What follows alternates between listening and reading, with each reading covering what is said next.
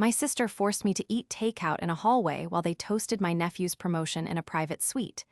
They thought I was just an ATM. But when the $2,900 bill arrived, I delivered 4 words that turned their celebration into a nightmare. Before we continue today's story, we have an urgent announcement to make. Due to technical issues, we are pivoting towards another channel. Please subscribe to our new channel, Kin and Karma.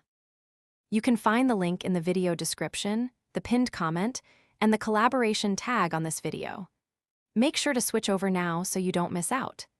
Thank you for your support. Now back to the story. The migraine was a living thing, a dull, throbbing entity that had taken up residence behind my left eye 3 days ago and refused to sign a lease. I was lying in the dark, a cold compress pressed against my forehead, the silence of my apartment only broken by the hum of the air purifier. It had been a brutal quarter at the firm. As a senior strategy consultant, burnout wasn't a diagnosis, it was just Tuesday. I had spent the last 6 weeks living out of a suitcase, flying between New York and London, restructuring a failing tech giant that didn't want to be saved. My phone buzzed on the nightstand. The screen lit up the room with a harsh, artificial glare, stabbing at my eyes. I groaned, rolling over to check the caller ID. Carla, my sister. I debated letting it go to voicemail. I really did. My body felt heavy, anchored to the mattress by exhaustion and the lingering nausea of the migraine. But the guilt, that old, familiar reflex ingrained in me since childhood, kicked in. Carla only called when it was urgent or when she needed money, usually both. Hello. My voice was a rasp, dry and weak. Mia, finally. Carla's voice was high-pitched, frantic, and far too loud for my current state. I've been trying to reach you all afternoon. Did you forget? I sat up slowly, the room spinning slightly. Forget what, Carla? I've been sick. I just got back from London yesterday. Oh, stop being dramatic, she snapped, dismissing my health with the same casual indifference she'd shown for the last 40 years. It's Cameron's big night. The promotion, we're celebrating at L'Orangerie tonight. You have to be there. He's been asking for you. Cameron, my nephew. The mention of his name softened the edge of my irritation. Cameron was the one bright spot in the otherwise murky dynamic of my family. I had practically raised him while Carla was finding herself in her 20s, and later, when she was busy managing her social calendar while I managed her bills. He got the senior analyst role. I asked, a genuine smile touching my lips for the first time in days. He actually got it. Of course he did, Carla scoffed. He's brilliant, takes after his mother. Look, the reservation is for 7:30. Henry is driving us, so just meet us there. And Mia, dress up. This is a high-end place. I don't want you showing up in one of your pantsuits. I know what L'Orangerie is, Carla, I said, rubbing my temple. I'm the one who introduced you to the owner, remember? Whatever, just be there. Cameron will be devastated if his favorite aunt flakes on him. She hung up before I could answer. I stared at the phone, the silence rushing back in. My head pounded in rhythm with my heart. I should have said no. I should have told her I was physically incapable of putting on heels and making polite conversation. But the thought of Cameron looking for me, wanting to share his victory with me, overrode the pain. I dragged myself out of bed. I popped 2 extra-strength painkillers and moved to my closet. I chose a sleek silk navy dress, understated, expensive, professional. I applied my makeup carefully, hiding the dark circles, masking the pallor of sickness with blush. I looked in the mirror. I looked like Mia the success, Mia the provider, not Mia the tired, lonely sister who just wanted to sleep. I didn't know it then, staring at my reflection, but I was dressing for an execution. My own. The physical pain in my head was nothing compared to what was waiting for me at that restaurant. The betrayal that was coming wouldn't just hurt, it would dismantle my entire understanding of family. The taxi ride to L'Orangerie was a blur of city lights and nausea. I focused on my breathing, clutching the small, velvet-wrapped box in my purse. Inside was a vintage Omega watch, something I had bought at an auction 6 months ago, saving it for this exact moment. It was a congratulations gift for Cameron, a symbol of his entry into the professional world. a world I knew intimately. When the taxi pulled up to the curb, the restaurant glowed like a beacon of exclusivity. It was the kind of place where the menu didn't have prices and the waiting list was measured in months. I knew it well. I had entertained clients here for a decade. The maitre d', Jean-Luc, knew my favorite wine, my preferred table, and my aversion to cilantro. I stepped out, the cool evening air providing a momentary relief. I walked up the steps, expecting to see Carla, Henry, and Cameron waiting in the foyer. They were already inside. I gave my name to the hostess, a young woman I didn't recognize. "Mia, I'm joining the reservation for Carla." "Ah, yes," she said, her smile tight, almost pitying. "They are already seated in the private gold room. Please follow me." We walked through the main dining room. I nodded to a few familiar faces, a hedge fund manager I'd consulted for, a tech CEO I knew from a board placement. This was my world.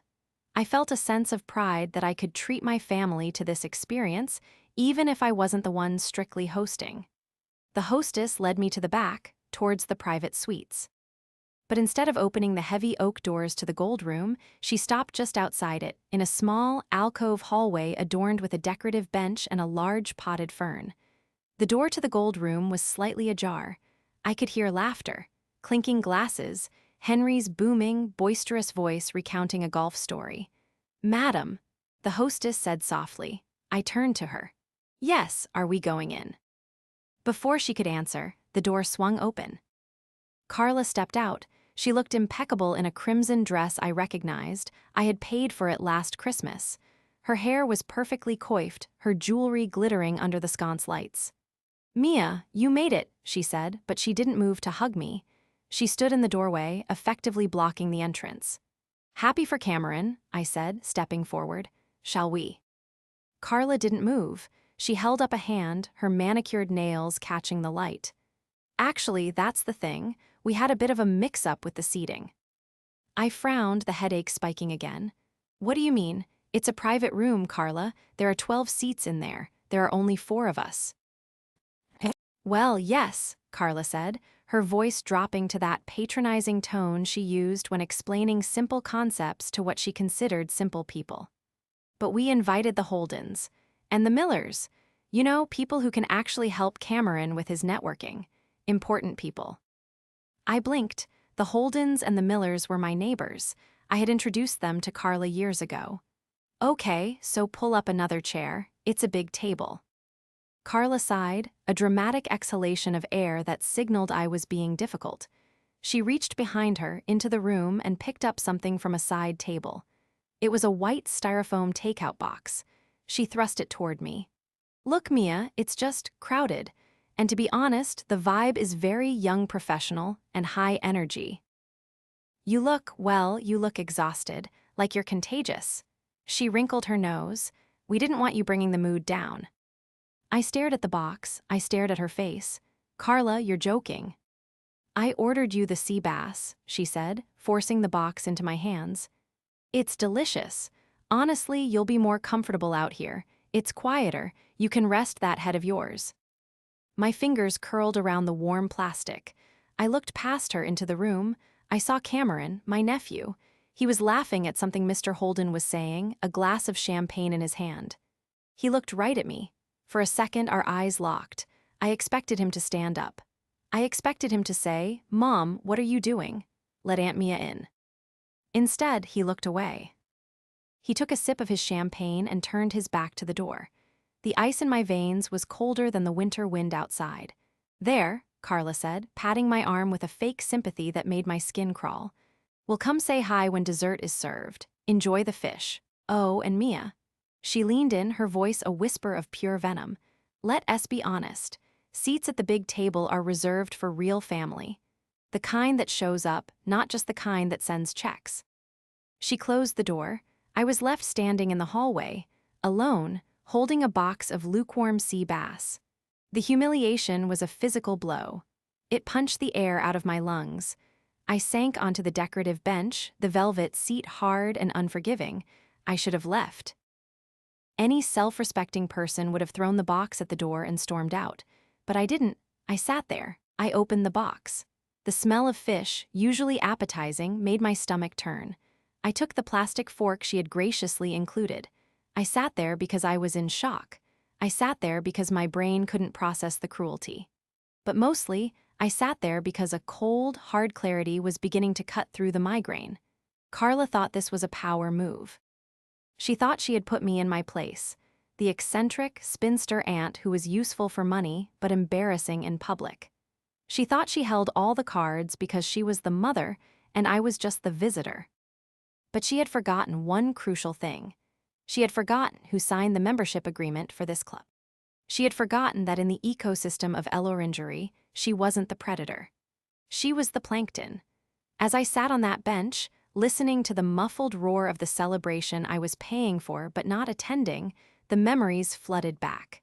They weren't the warm, fuzzy nostalgia of a Hallmark movie. They were itemized receipts of my life. I remembered being 24, fresh out of business school, eating instant noodles for dinner so I could send Carla money for rent because her modeling career wasn't taking off. I remembered sitting in the loan officer's office, co-signing for Henry's third failed business venture, a artisanal dog treat bakery that went under in 4 months because Carla sobbed that the stress was going to kill him. And Cameron, my sweet, brilliant Cameron. I remembered the tuition checks for private school, the laptop for college, the summer internship I secured for him at my own firm, calling in favors I had saved for years, putting my own reputation on the line to vouch for him. I had built the foundation they were dancing on. The door to the private room opened again. I stiffened, expecting an apology or maybe an invite. It was Henry, my brother-in-law. He stumbled out, his face flushed with expensive scotch. He saw me sitting on the bench, the unopened takeout box on my lap. He didn't look ashamed. He looked amused. "Hey, Mia." He slurred, leaning against the wall for support. "Food good. The sea bass here is top tier, top tier." He was a soft man, Henry. Soft hands, soft spine, soft morals. He had never worked a hard day in his life, floating from one of my bailouts to the next, always with a smile and a vague promise of paying you back next time. "It's fine, Henry," I said, my voice steady, betraying none of the rage boiling beneath my skin. "Good, good," he nodded, adjusting his tie. "Hey, while I have you. Carla was saying, with the promotion and all, Cameron is going to need a bigger place, closer to the city. We saw this condo in Tribeca, loft style, very chic. We were thinking maybe as a signing bonus, from his favorite aunt." He winked. He actually winked. I looked at him, this man who was wearing a suit I knew for a fact I had bought for his birthday 3 years ago. He was asking me for $500,000 while I sat in the hallway like a servant. "Tribeca is expensive, Henry," I said flatly. "Investment, Mia. It's an investment." He waved a hand dismissively. "Anyway, think about it. Don't be a stranger out here." He chuckled at his own joke and slipped back into the room. The audacity was breathtaking. It was almost impressive in its absolute lack of self-awareness. I realized then that this wasn't just about tonight. This was the dynamic. This was the ecosystem they had thrived in. I was the resource. I was the mine they stripped for gold, and when I was empty or inconvenient, I was boarded up and left outside. Carla wasn't just my sister. She was a parasite in silk. Her profession was socialite, but her true job was managing me. She kept me close enough to extract value, but distant enough to maintain her superiority. She resented my success even as she devoured the fruits of it. She hated that I was the one with the power, so she exerted the only power she had, social exclusion, emotional manipulation. And Cameron. He was the product of their factory. He had learned well. I looked at the takeout box. I closed the lid. I stood up. My headache was gone. It had been replaced by a singular, crystalline focus. I picked up my purse. I walked down the hallway past the gold room. I didn't storm in. I didn't make a scene. I walked straight to the Mater D station. Jean-Luc was there, reviewing the evening's manifest. He looked up, his face lighting up with genuine warmth when he saw me. "Mademoiselle Mia. I did not know you were dining with us. The hostess said you were unavailable." He looked confused, glancing toward the hallway I had just emerged from. "There was a misunderstanding, Jean-Luc," I said, leaning against the podium. I smiled. It wasn't a nice smile. My family is in the gold room. They seem to be having a wonderful time. Indeed, Jean-Luc noted, lowering his voice. They have ordered quite aggressively. The vintage Krug, the Wagyu, the caviar service. Of course they have, I said softy. Shall I have them set a place for you? We can bring in an extra chair immediately. No, I said. I'm actually leaving. I'm not feeling well. Oh, I am so sorry. Shall I call your car? In a moment, I paused, looking Jean-Luc in the eye. Jean-Luc, you know how usually, when my sister dines here, you simply charge my card on file. The black Amex. But of course, mademoiselle, it is standing instruction. The family account. Yes, I said. I took a deep breath. About that. The conversation with Jean-Luc was swift, surgical, and silent. He was a professional. He understood discretion. He also understood the difference between a valued patron and a freeloader. I am canceling the standing instruction, Jean-Luc, I said, my voice low but firm. Effective immediately, for tonight and for all future visits. Jean-Luc blinked, his pen hovering over the ledger. Are you certain, mademoiselle? The bill, it is already substantial. I am certain, I replied. The card on file is not authorized for this table. Tonight they are paying for themselves. He looked at me, really looked at me for a long moment. He saw the fatigue in my eyes, the slight tremble in my hand that I was fighting to control. He nodded once, a sharp, decisive movement. Understood. I will remove the authorization. The bill will be presented to the table directly. Thank you, Jean-Luc. I turned to leave, but stopped. Actually, Jean-Luc, one more thing. Yes. Do you still have that table available? The one by the window in the main dining room? The one I usually prefer. A slow smile spread across his face. Table 4. It is always available for you, mademoiselle. Excellent, I said, handing him the takeout box Carla had shoved into my hands. Please dispose of this. I'll be dining in tonight. I didn't leave. I didn't go home to nurse my migraine. Instead, I walked back into the main dining room, head held high, and took my seat at the best table in the house. I ordered a glass of Sancerre and the lobster bisque. I sat there, in full view of the hallway leading to the private suites, and I waited. While I ate, I pulled out my phone. The headache was gone, replaced by a cold, calculating clarity. I opened my banking app. I opened my email. I began to dig. I had been so busy with work, so trusting a family, that I had let things slide. I had let Carla manage some of the shared family expenses. I had let Henry borrow the corporate card for emergencies. I scrolled through the statements. The emergency charges were staggering. A business trip to Miami that coincided perfectly with Art Basel. Office supplies that were clearly from a high-end electronics store. And then, the kicker. A recurring monthly transfer from my account to a consulting LLC I didn't recognize. I did a quick search on the LLC name. It was registered to a residential address, Carla's address. They weren't just using me for dinners. They were embezzling from me. My blood ran cold. This wasn't just ungrateful family behavior, this was theft. Systematic, deliberate theft. I texted my lawyer, Sarah. It was late, but she was always up. Me, need an audit on the family trust and the joint account with Carla. Immediately. Suspect unauthorized withdrawals. Sarah, on it. Everything okay? Me, no, but it's about to be interesting. I sipped my wine, watching the door to the gold room. I saw waiters going in and out, carrying trays of decadent food. I saw the sommelier bring another bottle of vintage champagne. They were feasting like kings, oblivious to the sword hanging over their heads. I realized then that I had been blind. I had thought my generosity bought loyalty. I thought my success lifted them up. But all it had done was enable their entitlement and fuel their resentment. They didn't love me. They loved my wallet. And tonight, the wallet was closed. An hour later, the door to the gold room swung open. The party was moving. Carla led the way, laughing loudly, her arm linked with Mrs. Holden.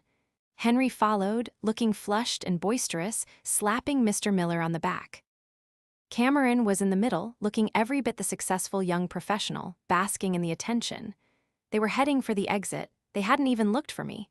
They assumed I had eaten my cold fish in the hallway and slunk home like a good little doormat. but their path to the door took them right past my table. I didn't look up.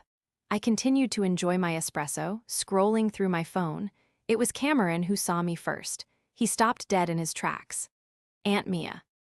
The group halted. Carla turned, her eyes widening in surprise. For a second, she looked confused. Then her expression hardened into annoyance. "Mia, what are you doing here?" She hissed, stepping away from the Holdens to confront me. "I thought you left. You said you were sick." "I felt better," I said calmly, setting down my cup. "The bisque here is excellent, much better than lukewarm sea bass in a hallway." The Holdens and the Millers looked uncomfortable. They sensed the tension, the undercurrent of hostility that Carla was trying desperately to mask with a tight smile. "Well," Carla said, her voice strained, "we're just heading out. Wonderful night. Cameron is so happy. We missed you in there, really." "Did you?" I asked, raising an eyebrow. "Because I was right here, you could have waved." "Don't be like that," Henry interjected, his voice slurring slightly. "Come on, Mia, don't make a scene. It's Cameron's night." "I'm not making a scene, Henry," I said. "I'm just finishing my dinner. Unlike some people, I pay for my meals." Carla's eyes narrowed. "What is that supposed to mean? We're family, we share." "Do we?" I asked. "Because earlier you told me seats at the big table are reserved for real family, the kind that shows up. Well, I showed up, Carla, and I was shown the door." "That was a joke." She laughed, a shrill, nervous sound. "Oh, Mia, you have no sense of humor. You're always so serious. That's why you're alone." The insult hung in the air, sharp and cruel. The Holdens looked at their shoes. "Maybe," I said softly. "Or maybe I'm alone because I've spent my life surrounded by people who only see me as a bank account." "You're drunk," Carla snapped. "Henry, get the car, we're leaving." She turned to go, dismissing me as she always did. But before she could take a step, Jean-Luc appeared. He wasn't alone. He had two other waiters with him, and he held a leather folio in his hand. He stepped directly into their path. "Excuse me, madame," Jean-Luc said, his voice polite but firm. "There is the matter of the bill." Carla waved a hand dismissively. "Just put it on the usual account. My sister's account, she's right there." She pointed at me. Jean-Luc didn't look at me. He looked straight at Carla. "I am afraid that is not possible, madame. The account holder has specifically declined authorization for this party." The silence that followed was absolute. The background noise of the restaurant seemed to vanish. Carla froze. Her hand dropped to her side. She looked at Jean-Luc, then slowly, terrifyingly, she turned to look at me. "What?" she whispered. "You heard him," I said, taking a sip of water. "I declined authorization." You can't do that," she stammered. Her face was losing color rapidly. "It's our account, the family account." "It's my account, Carla," I corrected. "My name, my credit, my money, you just have a card I let you use, past tense." "But the bill," she choked out, it's a lot." "I imagine it is," I said. "Vintage Krug isn't cheap, and 12 people, that adds up." Henry stepped forward, his face turning from flushed to pale. "Mia, come on, this isn't funny, just tell him it's fine. I didn't bring my wallet." "Neither did I," Carla said, panic rising in her voice. "Mia, stop this. You're embarrassing us in front of the Holdens." "I'm not doing anything," I said, leaning back in my chair. "I'm just a stranger, remember, someone you didn't have room for, and as a general rule, I don't pay for strangers." The facade cracked. It wasn't a hairline fracture, it was a complete structural failure. Carla lunged toward my table, her hands slamming onto the white tablecloth. The silverware rattled. "You spiteful, jealous B***." She hissed, her voice low and venomous. "You're doing this on purpose. You're trying to ruin Cameron's night because you're miserable." "I'm not the one who ordered 3 bottles of crystal on a card that wasn't mine," I retorted, not flinching. "You have to pay it." She screeched, no longer caring about the onlookers. "We don't have that kind of money, you know we do." "Then why did you order it?" I asked simply. "Because you always pay." She screamed. "That's your job, that's all you're good for. You don't have kids, you don't have a husband, you just have money. What else are you going to do with it?" The words hung there, ugly and naked. She had said the quiet part out loud. She had confirmed everything I had suspected, everything I had feared. To her, I wasn't a sister. I was a utility. Behind her, I saw Cameron. He looked horrified. He was staring at his mother as if seeing her for the first time. The mask of the doting, successful matriarch had slipped, revealing the grasping, desperate woman underneath. "Mom," Cameron said, his voice quiet. "Stop." "Shut up, Cameron," she snapped, whipping around. "She's trying to humiliate us. She's trying to destroy your future."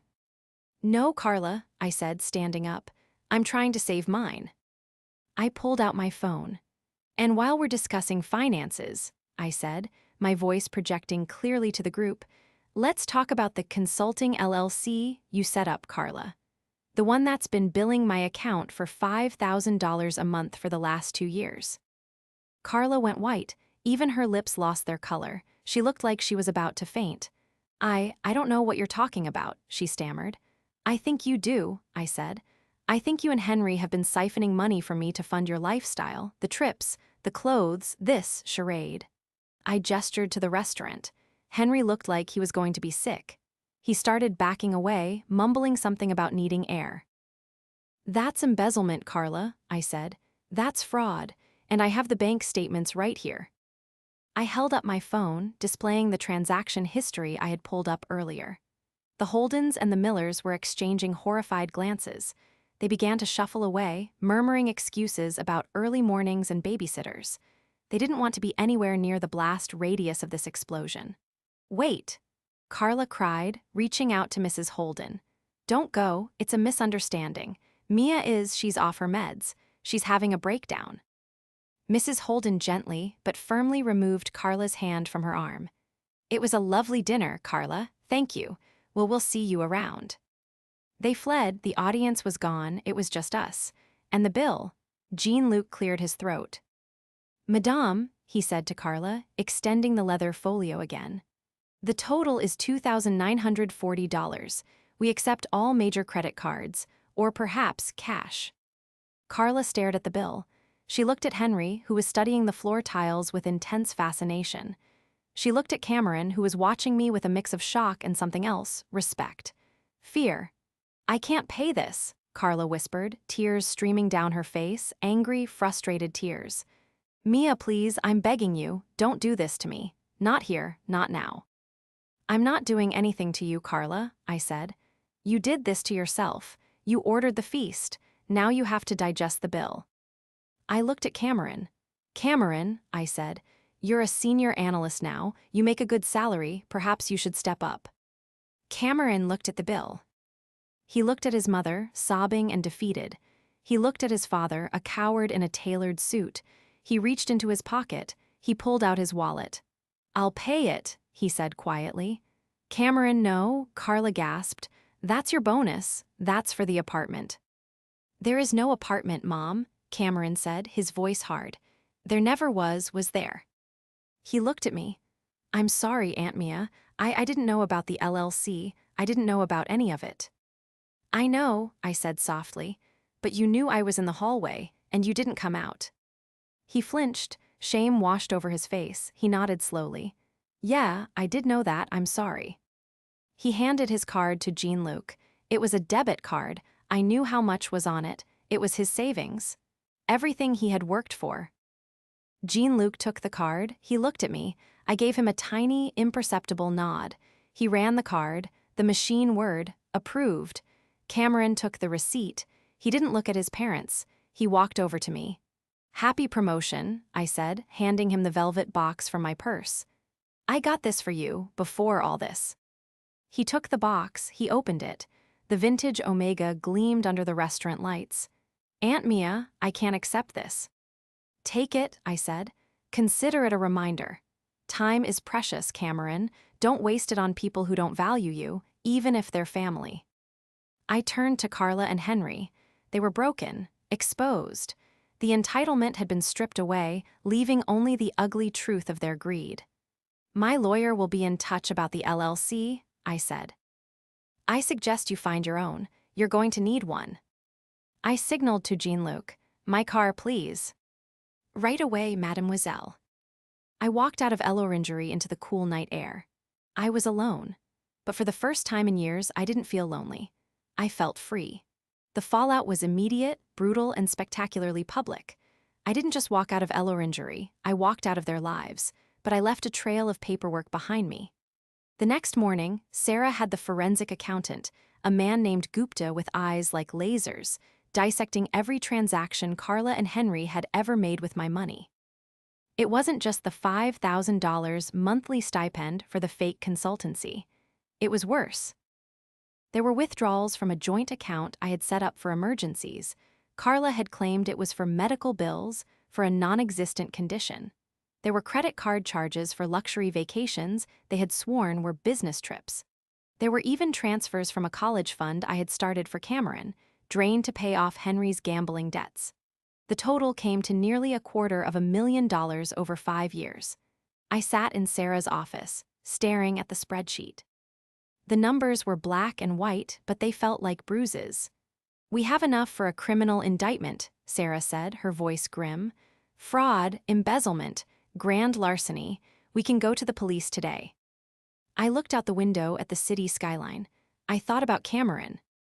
I thought about the boy I had held when he was born, the young man whose hand had shaken as he paid that dinner bill. "Not yet," I said. "First, we have a family meeting." I called it for Sunday brunch. Neutral ground, a quiet bistro uptown. I invited Carla, Henry, and Cameron. I told them it was about reconciliation. They arrived looking wary but hopeful.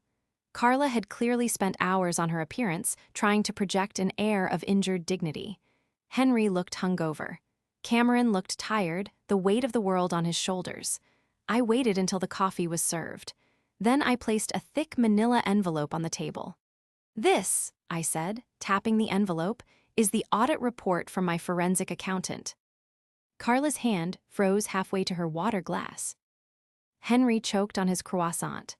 "It details every single unauthorized withdrawal, transfer, and credit card charge you two have made in the last 5 years. I continued, my voice steady. "The total is $248,000. Silence, thick, suffocating silence. "Mia," Carla whispered, her face pale, we can explain. It was investments, loans, we were going to pay you back." "Stop," I said, "just stop. There are no investments, there is no consultancy, there is only theft." I looked at Cameron. He was staring at the envelope, his jaw tight. "Did you know about the college fund, Cameron?" I asked softly. He looked up, his eyes wide. "What?" "The fund I started for you when you were 10. It had $50,000 in it. It's gone." Carla let out a small, strangled sob.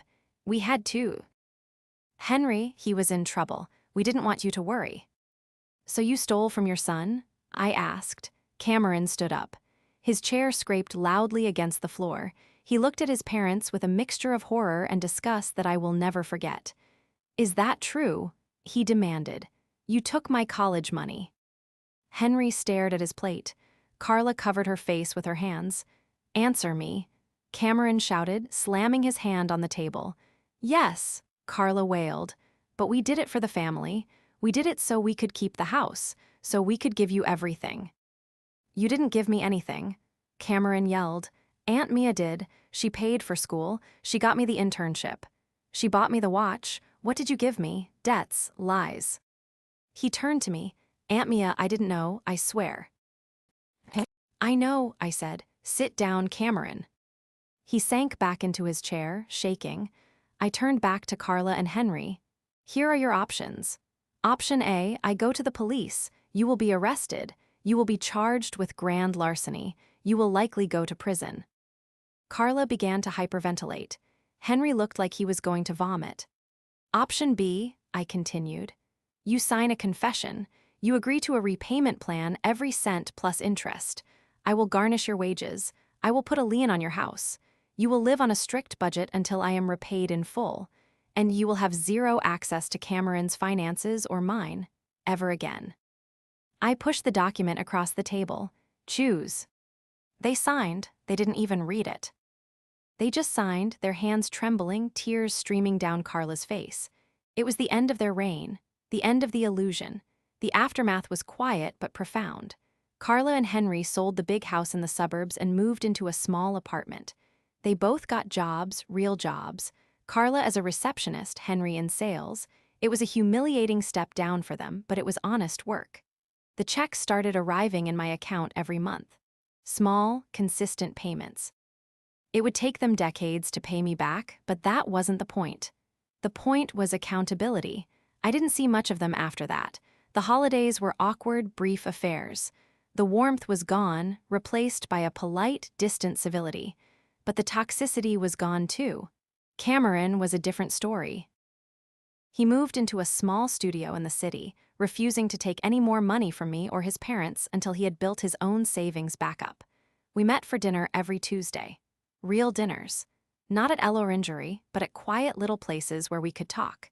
He wore the Omega watch every day. He told me he looked at it whenever he felt unsure, whenever he felt pressure to be something he was. It reminded him of the night he stood up. The night he chose integrity over entitlement. One evening, about 6 months later, we were sitting in a park, watching the sunset.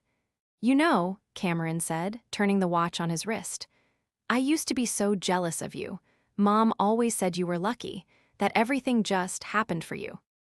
I laughed, a genuine hearty laugh. Lucky. Cameron, I worked 80-hour weeks for 20 years. I missed weddings. I missed birthdays. I built my life brick by brick. "I know that now," he said. "I see how hard you work, and I see how empty they are." He paused. "Thank you, Aunt Mia, for everything, for the school, for the job, but mostly for forcing the truth, even if it hurt." "Truth usually does," I said, "but it heals cleaner than a lie." He smiled. "You were right, about the seats." "What seats?" "At the table, you said you don't pay for strangers, but you do pay for family, real family." He reached into his bag and pulled out a small box. Inside was a simple silver bracelet, not expensive but tasteful. "I got my first bonus," he said. "The real one. I wanted you to have this." I took the bracelet. I put it on. It felt heavier than the Rolex I usually wore. It felt like love. "It's beautiful, Cameron," I whispered, blinking back tears. "It's for the woman who taught me what worth actually means," he said. We sat there as the sun dipped below the horizon, painting the sky in shades of gold and violet. I had lost a sister in a way. I had lost the illusion of a happy, perfect family. But I had gained something far more valuable. I had gained respect. I had gained peace. And I had gained a nephew who finally saw me, not as a resource, not as an ATM, but as a person. As family. And that, I realized, was worth every penny.